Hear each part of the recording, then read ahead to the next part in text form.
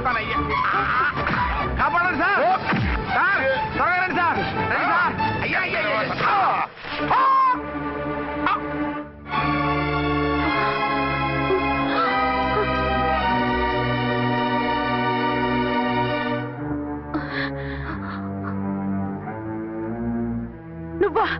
నువ్వు వేషాలు ఎందుకు వచ్చావు?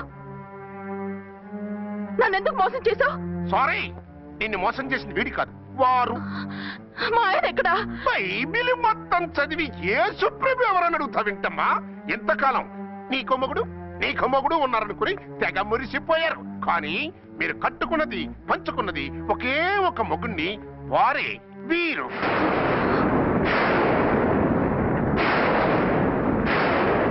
బాబు, ఆవిడ మీకేమవుతుంది?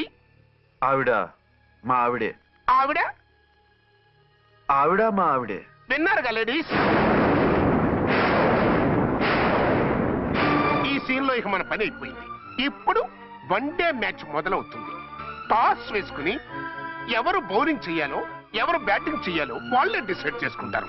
మనం గ్యాలరీలో కూర్చుని మ్యాచ్ చూద్దాం, పద. ఎందుకింత మోసం చేశారు? ఎందుకింత ద్రోహం చేశారు? నేనెవరిని మోసం చేయలేదు, ఎవరికి ద్రోహం చేయలేదు. పాపం, విధి ఆడిన వింత నాటకంలో ఆర్టిస్ట్ అయి ఉంటాడు. చెప్పండి, ఒక పెళ్లి చేసుకుని నన్నెందుకు రెండో పెళ్లి చేసుకున్నారు? మీకు భార్యగా నేను సరిపోలేదా?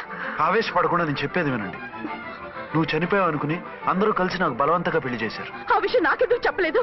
పెళ్ళయిందంటే నేను చేసుకోనన్నా, చీకొడతానన్నా? నిజం దాచి పెళ్లి చేశారని నాకు మన పెళ్ళైన తర్వాత తెలిసింది. అప్పుడైనా మీకు చెప్పాలిగా, ఎందుకు చెప్పలేదు? చెప్తే నువ్వు మిమ్మల్ని వదిలేస్తానని భయపడి చెప్పలేదా? నన్ను వాడుకునే ఛాన్స్ మిస్ అవుతుందని చెప్పలేదు. Don't talk Ramesh. కొంతకాలం ఆగి చెప్తే చచ్చినట్టు పడుంటారు. ఎంచక్క ఇద్దరితోనూ సంసారం చేయొచ్చని ఆశపడ్డారా? అది కాదు అర్చన, నువ్వైనా నన్ను అర్థం చేసుకో. చచ్చిపోయాననుకుని తను చేసుకున్నారు అంటే మీ మనసులో నాకు స్థానం లేదు, నా మీద మీకు ప్రేమ లేదు. అదేం మాట అర్చన? ఎస్, నా మీద ప్రేమే ఉంటే పెళ్లి చేసుకుందామనే ఆలోచన మీకు వచ్చి ఉండేది కాదు. మరో పెళ్లి చేసుకోరు. నేను చెప్పేది విను. నన్ను ముట్టుకోకండి.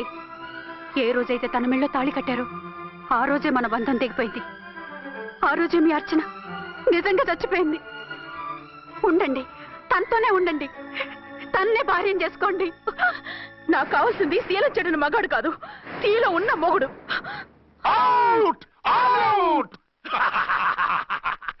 బంగారం లాంటి మా సిఐ గారి కాపురాల్ని నాశనం చేశారు. వచ్చే సినిమాలో హీరోగా పుట్టి మీ ఇద్దరి అంతు చూస్తాను. ఖబర్దార్. ఏమో అర్చన, ఏమిటి నువ్వు చేసిన పని? మాట్లాడుకో, నీకు మాట్లాడే అర్హత లేదు. నేను నీ తల్లినే. కూతురి మొగుడికి రెండో పెళ్లి చేసిన నువ్వు తల్లివా? నాకు సవతిని తెచ్చిపెట్టిన నువ్వు తల్లివా? తల్లివైతే నీ అల్లుడికి మళ్ళీ పెళ్ళెందుకు చేశావు? నువ్వు చచ్చావని అతను కుమిలిపోతుంటే చస్తాడేమని భయపడి పెళ్లి చేశానే. ఏం తప్ప? ఖచ్చితంగా తప్పే. నాకే కన్నొక్కరా కాలొక్కరా, నాలో ఏ లాభం ఉందని, ఏం తక్కువ అని రెండో పెళ్లి వాడికి రెండో పెళ్ళంగా పడి ఉండాలి. అంటే జీవితాంతం మొగుడు లేకుండా బతుకుతావా? మొగతోడు లేకుండా ఉంటావా? ఏ మొగుడు లేకుండా బ్రతకలేనా? ఆడదానికైనా మొగుడు అవసరం, మగాడికి పెళ్ళ అవసరం లేదా? నేను ఇంకో మొగాడిని చేసుకుంటే అతను సహిస్తాడా, భరిస్తాడా? మగాడికి ఆడదానికి పూలిగెట్టి. మగాడికి ఏమైనా కొమ్ములున్నాయా? స్పెషల్ గా పైనుండి ఊడిపడ్డా? వాళ్ళు తినే ఉప్పు కారమే మేము తింటున్నాం. వాళ్ళ ఒంట్లో రక్తమే మా ఒంట్లోనే ప్రవహిస్తోంది. అది కాదమ్మా, మొగుడిని వదిలేసిన ఆడదాన్ని నీచంగా చూస్తారు, చులకన చేస్తారు. పెళ్ళాన్ని వదిలేసిన మొగుడిని గౌరవించి హారతలు పడతారా? అతను నిన్ను వదిలేయాలనుకోవడం లేదు, నిన్నే కావాలనుకుంటున్నాడు. అతను కావాలనుకుంటున్నది భార్యని కాదు, ఆడదాన్ని. అంటే దూరం చేసుకుంటావా? లేకపోతే దగ్గరే ఆత్మాభిమానం చంపుకొని కాపురం చేయమంటావా? 3 ముళ్ళు 7 అడుగులు 4 గోడలు, ఇవే ఆడదానికి హద్దులని పడుండమంటావా? దాని పక్కనో రాత్రి నా పక్కనో రాత్రి పడుకునే మనిషిని నా మొగుడిని అనుకోమంటావా? నేను సతినా, సవతినా, లేక సానినా? ఏ అర్థం చెప్పుకొని ఏ హోదాతో అతనితో ఉండమంటావు? పరాయి ఆడదానికి దక్కినవాడు నా మొగుడు కాదు. అంటే ఏమిటో? ఆ మొగుడిని వద్దనుకుంటాను, విడాకులు తీసుకుంటాను.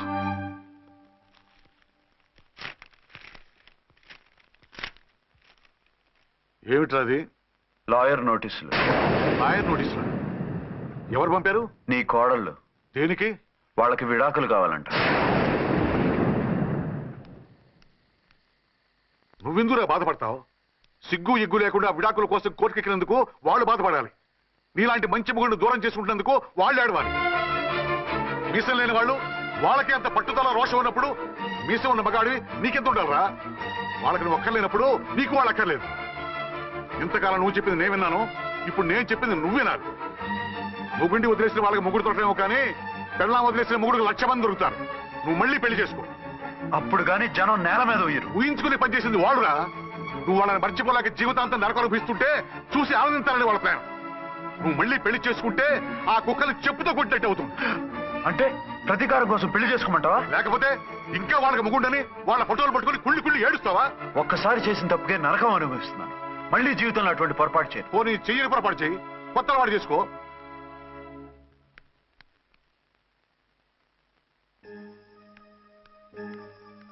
ఇదిగో నాలాగా తాగుడు అలవాటు చేసుకో. బాధల్ని బాధ్యతల్ని మర్చిపో.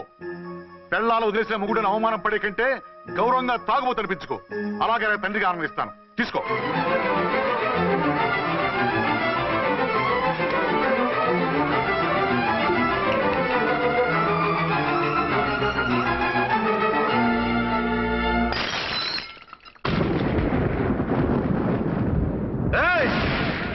అర్చన, ఝాన్సీ, బయటికి రండి. రండి.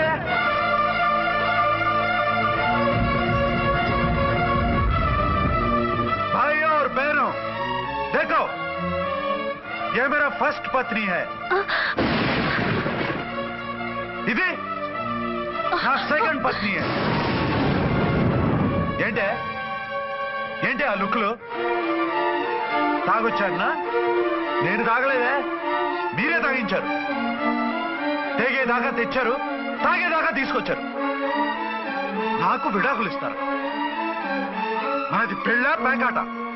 ఆడినంతసేపు ఆడి మధ్యలో మిడిల్ డ్రాప్ చేయడానికి. అసలు నేను మీకేం ద్రోహం చేశాను?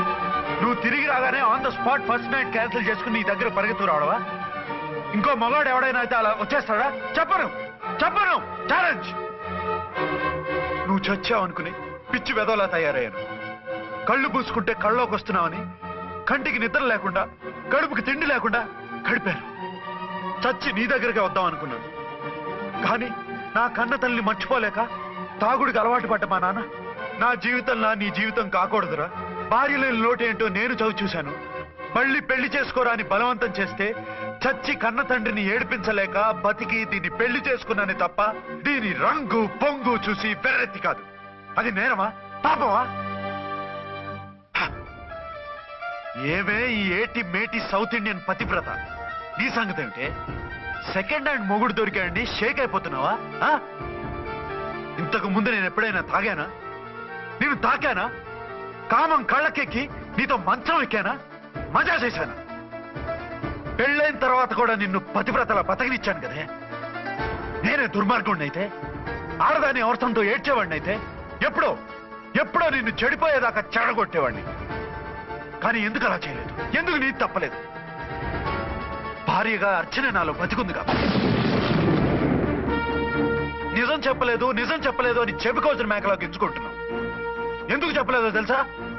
నా కూతుర్ని ఎవరు చేసుకోవడం లేదు, రెండో పెళ్ళంటే వద్దంటుంది అని మా బాబు దగ్గరకు వచ్చి ఏడిస్తే నాకు అబద్ధం చెప్పి నీకు తాళి కట్టించారే. 20 ఏళ్లుగా కనీ పెంచిన నీ అబ్బే నీకు నిజం చెప్పినప్పుడు నేనెందుకు చెప్పాలి?